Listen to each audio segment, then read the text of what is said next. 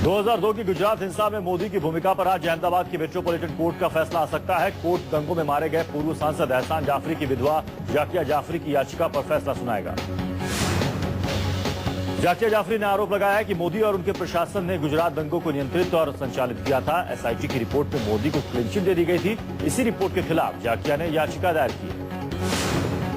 अगर metropolitan court में एक बार फिर एसआईटी रिपोर्ट को स्वीकार कर लिया जाता है तो नरेंद्र मोदी को दोबारा क्लीन चिट मिल जाएगी। अगर नहीं तो उनके लिए दिल्ली की डगर काफी मुश्किल हो जाएगी। इशरत जहां एनकाउंटर केस में टली नहीं मोदी के खासम खास अमित शाह की मुसीबत, सीबीआई दाखिल कर सकती है एक और सप्लीमेंट्री चार्जशीट। इशरत जहां फर्जी मुठभेड़ में अमित शाह को क्लीन चिट मिलने से गुजरात प्रदेश कांग्रेस अध्यक्ष अर्जुन मोढवाडिया दिखे खफा, कहा सीबीआई की बड़ी विफलता। जासूसी कांड में गुलेल वेबसाइट के नए टेप जारी करने पर अर्जुन मोढवाडिया का मोदी पर हमला, कहा जब तरुण तेजपाल के खिलाफ कार्रवाई बिना किसी शिकायत गोवा की बीजेपी सरकार कर सकती है तो इस मामले में क्यों नहीं। अर्जुन मोढवाडिया ने एक बार फिर सर्वोच्च न्यायालय के न्यायाधीश से इस मामले की जांच करने की मांग दोहराई। इस बाबत राष्ट्रपति से नेताओं का एक प्रतिनिधिमंडल मिलने भी पहुंचा। दिल्ली जामा मस्जिद के शाही इमाम सैयद अहमद बुखारी ने मुलायम सिंह यादव के बयान को गैर जिम्मेदाराना बताया है। मुलायम ने कहा था कि कैंप में दंगा पीड़ित नहीं, कांग्रेस बीजेपी के कार्यकर्ता हैं। मुजफ्फरनगर दंगों के पीड़ितों को लेकर दिए गए मुलायम सिंह के विवादास्पद बयान को गैर जिम्मेदाराना करार देते हुए इमाम बुखारी ने कहा कि लोकसभा चुनाव में इसका भारी नुकसान उठाना पड़ सकता है। इमाम बुखारी ने कैबिनेट मंत्री आजम खान को निशाने पर लेते हुए कहा कि मुलायम के सामने आजम ने गलत तथ्य पेश किए, जिसके बाद मुलायम ने गैर जिम्मेदाराना बयान दिया।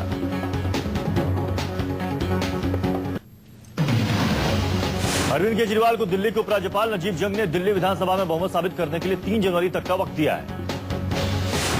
28 दिसंबर को अरविंद केजरीवाल मुख्यमंत्री पद की शपथ लेंगे। उनके साथ पार्टी के 6 विधायक भी मंत्री पद की शपथ लेंगे। शपथ के बाद केजरीवाल के पास 1 हफ्ते का वक्त।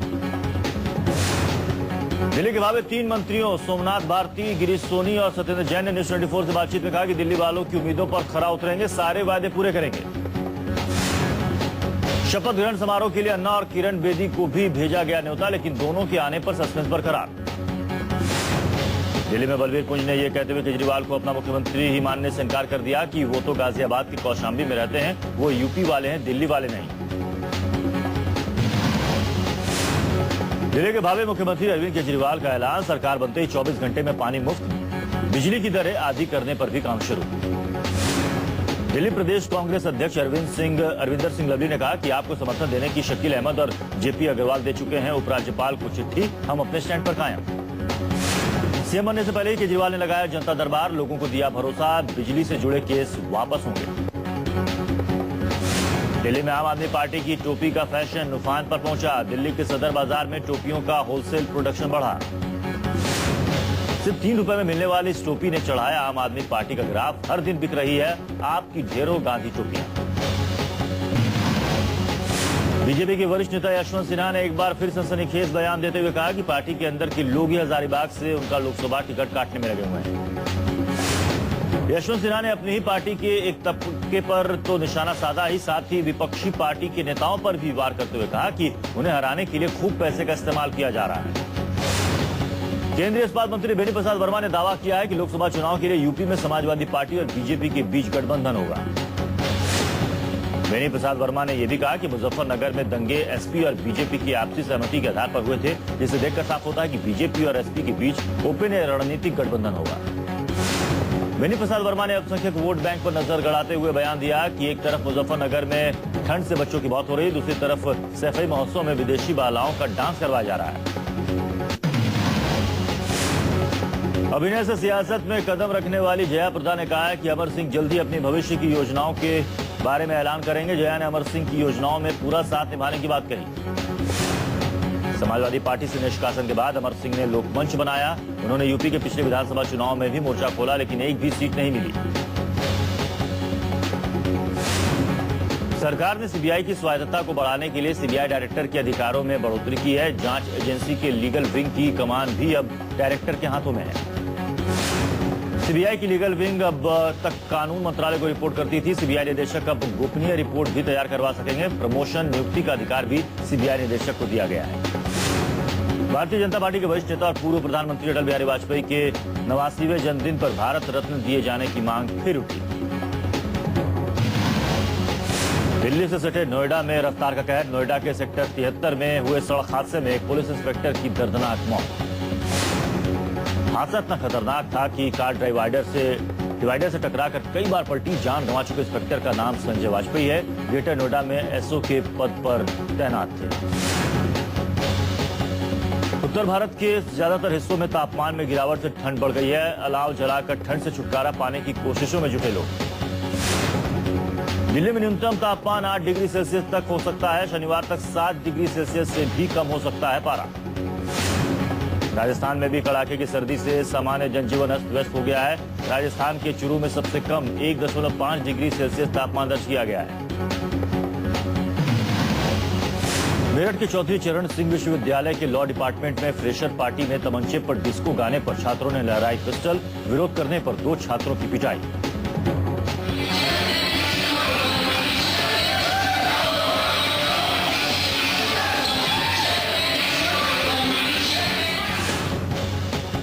पुलिस ने मुकदमा दर्ज कर आरोपी 5 छात्रों को गिरफ्तार कर लिया है और अन्य की गिरफ्तारी की कोशिश में जुटी है।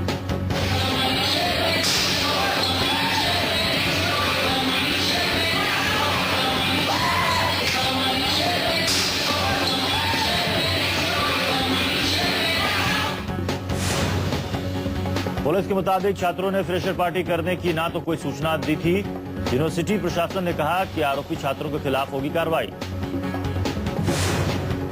तस्वीरों में आप देख सकते हैं कि किस तरह के हवा में पिस्टल लहरा रहा है। ये छात्र बैकग्राउंड में तमंचे का म्यूजिक चल रहा है और सामने छात्रों का डिस्को डांस।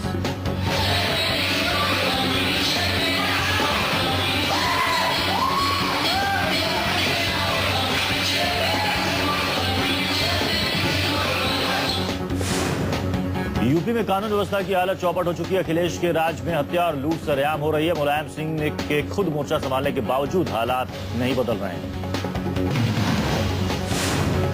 सानन के पास का छोटा सा गांव खोरज हाल ही में करोड़पतियों का गांव बन गया है। यहां करीब 400 लोग रातों रात करोड़पति हो गए हैं। इनमें से 117 महिलाएं हैं। गुजरात इंडस्ट्रियल डेवलपमेंट कॉर्पोरेशन ने हाल ही में जमीन के बदले में लोगों को भारी मुआवजा दिया है, जिसके चलते यहां के लोगों को भारी मुनाफा हुआ है। पिछले कुछ दिनों में खोरज वासियों के बीच 850 करोड़ रुपए के चेक बांटे गए। जयपुर की जेल में पढ़ा गया निकाह। राजस्थान हाईकोर्ट के आदेश के बाद बलात्कार के आरोपी युवक ने पीड़ित महिला से निकाह कर लिया। कानपुर में एसएसपी यशस्वी यादव ने दी बीजेपी कार्यकर्ताओं को देख लेने की धमकी। कार्यकर्ताओं ने लगाया अखिलेश सरकार के खिलाफ नारे। विवादों में घिरा टाटा ट्रक भारतीय सशस्त्र सेनाओं में फिर से वापस आ सकता है, क्योंकि सरकार इन वाहनों को एजेंट के माध्यम से खरीदने की बजाय सीधे कंपनी से खरीदने की योजना बना रही है। उत्तर प्रदेश में रहने वाले जो लोग अपनी गर्लफ्रेंड से परिवार वालों की मर्जी के बिना शादी तभी कर सकेगा जब वो प्रेमिका के नाम 50,000 रुपए की फिक्स डिपॉजिट करेगा। इलाहाबाद हाईकोर्ट का फैसला।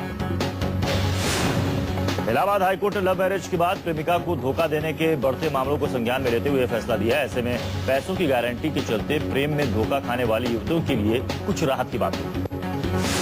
संत कबीर नगर के महुली में रहने वाली रेखा की याचिका पर इलाहाबाद हाईकोर्ट के आदेश पर यह नई व्यवस्था शुरू की जा रही है। रेखा का मामला प्यार के भविष्य की गारंटी की नजीर बन चुका है। मैनपुरी में वन विभाग की घोर लापरवाही का मामला सामने आया है। जिले में 500 कछुओं की मौत के बाद वन्य जीव अफसरों को कोई जवाब नहीं सूझ रहा है।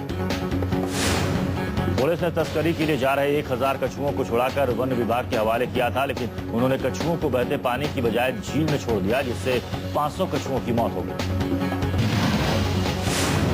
मुंबई में श्रीधर नाम के एक शख्स की पत्नी ने 11 महीने के बच्चे की किडनैपिंग कर ली। पति पत्नी संतान न होने से परेशान थे।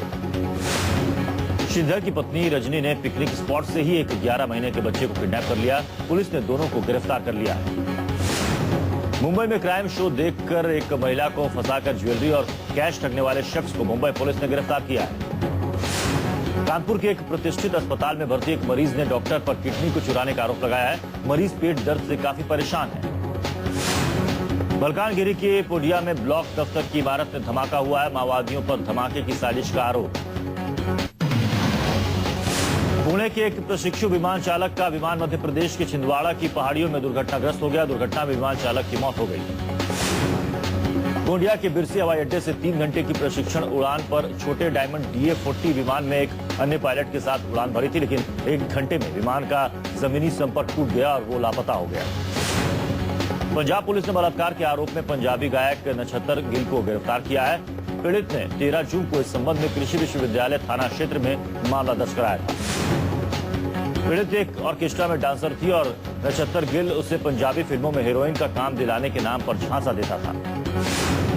धनबाद का दमनदीव में हुए सोहेल अपहरण कांड के साथ तार जुड़ चुका है। धनबाद पुलिस के 2 अधिकारी दमन जाकर किडनैपर गिरोह के स्थानीय नेटवर्क को खंगाल रहे हैं। रेप के आरोपी समाजवादी पार्टी के नेता विक्रम यादव के खिलाफ यूपी सरकार केस लेगी वापस। सरकार के फैसले से दुखी पीड़ित के परिजन। जम्मू कश्मीर में साल 2010 में हुए मार्शल फर्जी मुठभेड़ मामले में सेना ने 6 अधिकारियों के खिलाफ कोर्ट मार्शल के आदेश दिए हैं। एक कर्नल, एक मेजर और 4 अन्य अधिकारियों के खिलाफ कोर्ट मार्शल की प्रक्रिया जल्दी शुरू होगी। अप्रैल 2010 में हुई मार्शल मुठभेड़ में सेना पर 3 स्थानीय युवकों की हत्या का आरोप था। इस मुठभेड़ के मामले में पुलिस ने भी जुलाई 2010 में 11 सैन्य अधिकारियों के खिलाफ चार्जशीट दायर की थी। 29 अप्रैल 2010 की रात को मोहम्मद शफी, शहजाद अहमद और रियाज अहमद की हत्या कर दी गई थी। परिजनों की शिकायत पर पुलिस ने 27 अप्रैल को ही तीनों युवकों की गुमशुदगी की रिपोर्ट दर्ज की थी। राजौरी में ग्रेनेड धमाके में एक नाबालिग की मौत, 2 बच्चे बुरी तरह जख्मी। खेलने के दौरान हुआ ग्रेनेड में धमाका। भारतीय राजनयिक देवयानी खोबरागड़े के वकील ने कहा है कि अमेरिकी अधिकारियों ने देवयानी की जांच और गिरफ्तारी में गड़बड़झाला किया है। जांच अधिकारी ने नौकरानी के वेतन के संबंध में दिए गए कागजात के पढ़ने में गंभीर गलती की है। इस साल अक्टूबर में बिजली कंपनियों ने कुल क्षमता में 530 मेगावाट का इजाफा किया है। इसमें NTPC का 500 मेगावाट का इजाफा शामिल है। देश के $270 अरब की सूचना प्रौद्योगिकी क्षेत्र में तेज विकास का युग 2013 में वापस लौटा है और उम्मीद है कि आने वाले सालों में इसमें और तेजी से विकास होगा। सार्वजनिक क्षेत्र की fertilisers and chemicals company FACT को 2 महीने में 991 करोड़ रुपए का पैकेज मिलने की उम्मीद है। सरकारी आंकड़ों के मुताबिक आजादी के 66 साल बीत जाने के बाद भी गांव के करीब 60% लोगों को शौचालय की सुविधा नहीं मिली।